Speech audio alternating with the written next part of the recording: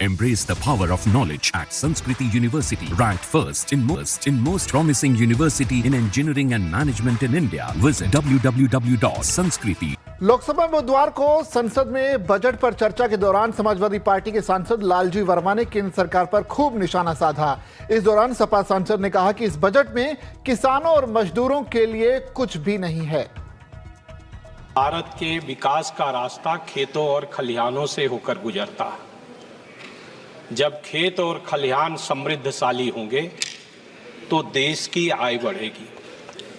लेकिन इस बजट में किसानों के बारे में, उनकी एमएसपी की गारंटी देने के बारे में कोई बात नहीं रखी गई। मान्यवर, ये बजट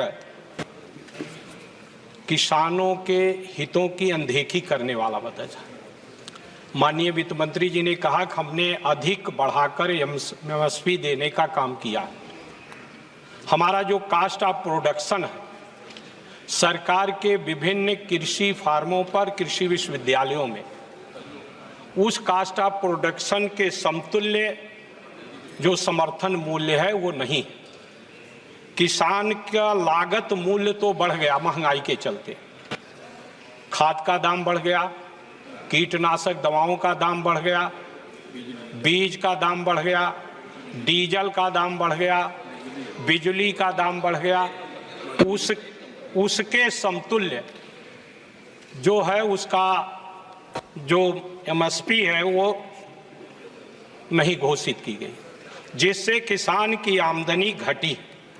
दूसरी तरफ किसान जो खरीदता कृषि यंत्र, माननीय मंत्री जी ने अपने भाषण में जहां कुछ दूसरे सेक्टर को रियायत देने का काम किया, लेकिन कृषि यंत्रों पर 28% जीएसटी है, उसके बारे में कोई उल्लेख नहीं किया।